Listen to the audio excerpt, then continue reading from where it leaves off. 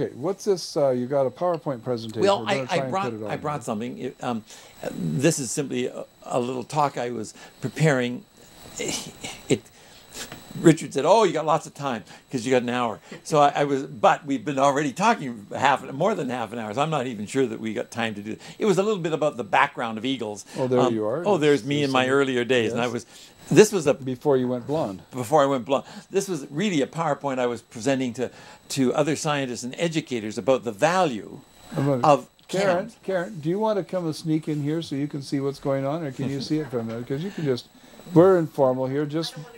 I'm sorry. Just walk in front of it. Doesn't matter. Don't nick it. That's all. Yeah. There you go. And here's the books that you. Oh yeah. Okay. Okay. We want some more about So this was simply some of the things that we did in the past. I worked on seabirds and seals and sea lions and orcas, and here we were measuring in the. Oh darn it! I passed that one.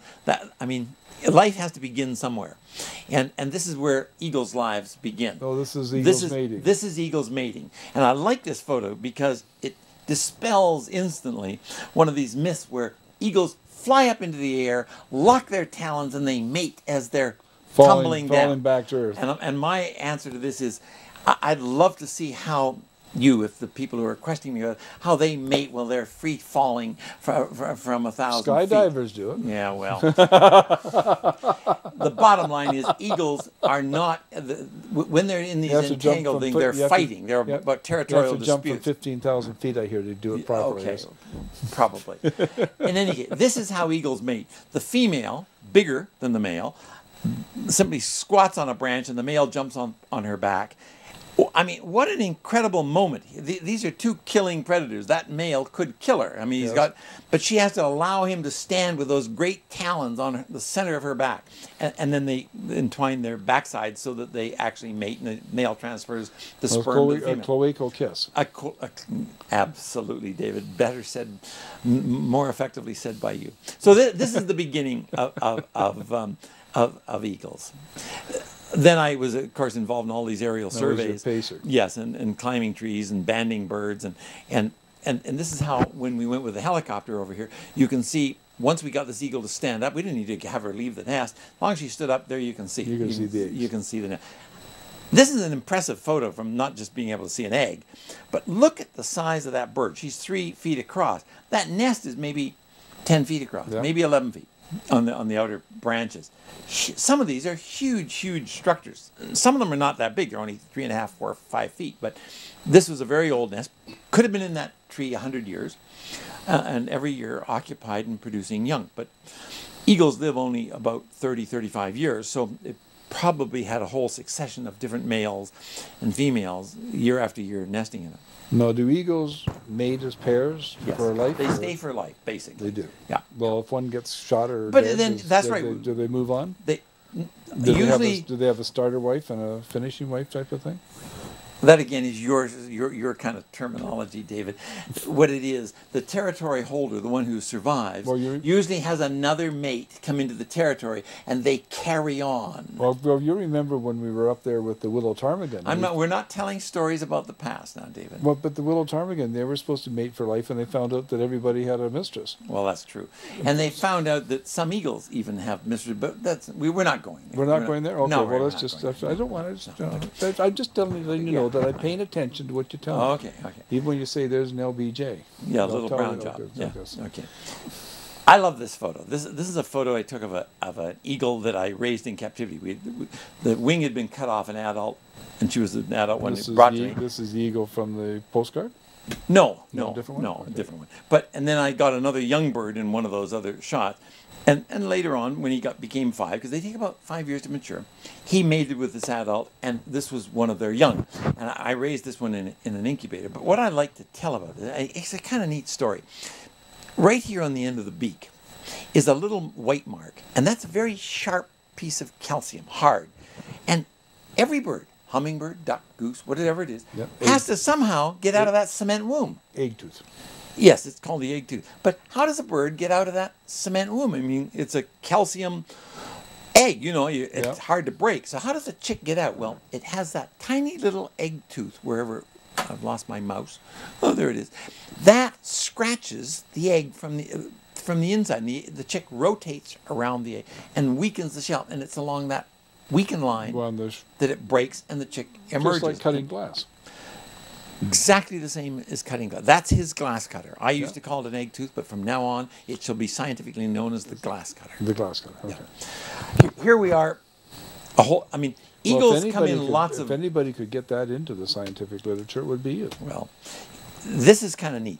People see so many different looking eagles when they go out there. They think of the whitehead as being the mature eagle, but it takes 5 years to get that. And in the whole other alternative, we have all these different looking plumages. They're very specific.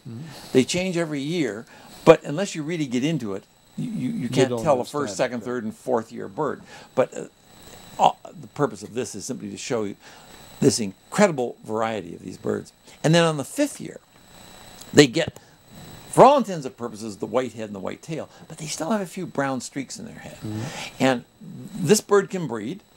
They often move into the breeding situation at this time, at this age, but they're not quite as pure as the spectacular adult. I mean, it is an incredible bird, and I had my first eagle when I was 14. I was brought to me by the game branch, and so I'm 71 now.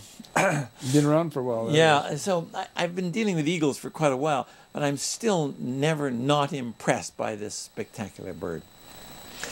So eagle, I'm not going to go into all the different tools, the eye, the teeth, and the bill, or I should say the talons and the wing feathers. But as a pilot, the wing feathers are particularly important to me because you can't have a big predator like this if he can't keep his wing foils, his wing surfaces in good shape. Well, they actually molt, don't they? They do, and that's what they do. They molt the main primary feathers every year so that they keep good flight positions. Yeah. Now, are they...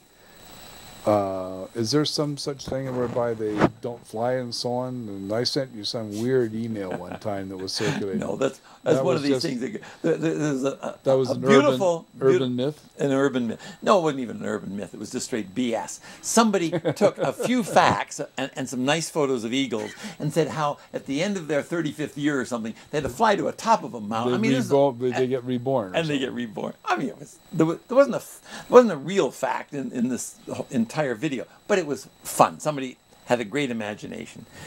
Eagles at 35 years are on the edge of the end of their life. They're sort of like us at 71, huh? That would be them at about 60. About 60. Yes, okay. yes. Okay. This is a kind of neat shot because this photo here is me last fall when we put the camera in this particular nest. That's quite a high nest. That nest was 117 feet up that tree.